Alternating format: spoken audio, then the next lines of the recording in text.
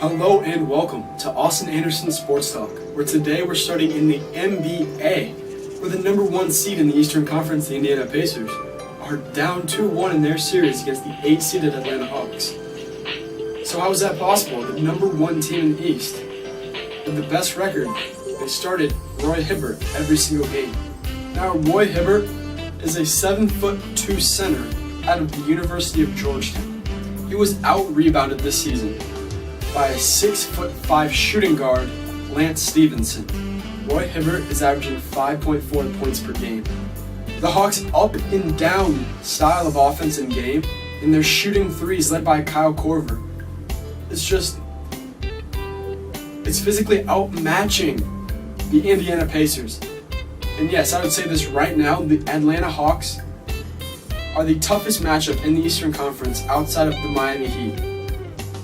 And they got them in the first round as an 8 seed. So do I think the Indiana Pacers will come back? No. The Atlanta Hawks are too much. They're too quick. They're too up and down.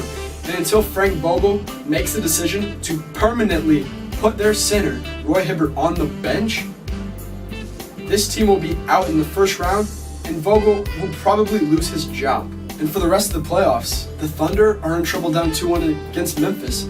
The Dallas Mavericks and Dirk Nowitzki stole a game in San Antonio. And in the playoffs, every team, outside of maybe the Charlotte Bobcats, have a chance to win their playoff series. Now that's exciting basketball. And in the NFL draft is approaching quickly. The Texans still have to make a decision at number 1, and I'm not sure it's between more than 3 options: Jadeveon Clowney, Khalil Mack, or trade down. And in this segment, we're going to show you who's looking to trade down, who's looking to trade up, and who's going to stay at their place in the top 10. So starting at that top spot, the Houston Texans, they're at number 1. But look for them to deal down if they're not totally sold on Jadeveon Clowney. Or their offer they get, which I believe will be from the Atlanta Falcons, is too much to pass up. The Atlanta Falcons are desperate for pass rushers. And if they give up their spot at 6, next year's first-round pick, and a 3rd round this year, I think that'll get the job done. And you don't have to look too far for the next team looking to trade down. That'd be the St. Louis Rams at number 2. They'd love it for Jadeveon Clowney to fall there, not because they want him on their team, which I'm sure they do, but because that pick will be skyrocketed in value compared to if Jadeveon goes first overall to whatever team. If they stay there, they're probably looking to take Greg Robinson, possibly Sammy Watkins. But with Stedman Bailey, Tavon Austin, and just recently signing former Tennessee wide receiver Kenny Britt, I think they're pretty happy with their receiving core right now. But if they can trade down to possibly the Falcons again, who would get Khalil Mack instead of Jadeveon, or to a team looking for Sammy Watkins, like possibly the Detroit Lions or the Tampa Bay Buccaneers, or to a team that wants a quarterback like Cleveland Browns, the Minnesota Vikings, who move up to get a guy like Blake Bortles, Johnny Manziel. And so who's looking to get into the top 5? The Vikings could move up to get Blake Bortles. The Bills might want to crack it, Jadeveon, Khalil, Sammy. But the team I'm eyeing right now is the Detroit Football Lions.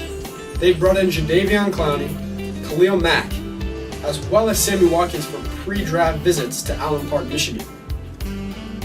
Now, none of those guys are even going to come close to making it to 10th overall. But if one of those guys makes it to 5th, you can look for the Detroit Lions and Martin Mayhew to make a move up, probably just giving up their 2nd rounder to get an electrifying playmaker. But personally, if I'm the Lions, if those guys aren't there, if I have to give up a 1st rounder or more than 1 2nd round pick, I'm looking to trade back, probably to Dallas at 16, where the Dallas Cowboys would move up to get defensive tackle Aaron Donald out of the University of Pittsburgh, and the Lions would fall back to 16 to get a playmaker like Odell Beckham Jr. out of LSU, or my personal favorite, Brandon Cooks, Oregon State, the Biletnikoff Award winner this year as the nation's best receiver in college football. And lastly, for trades, we saw that the San Francisco 49ers are looking to make a big splash.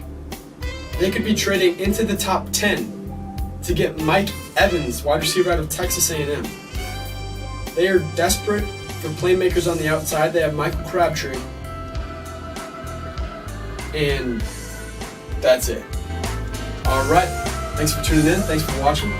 See you guys next time.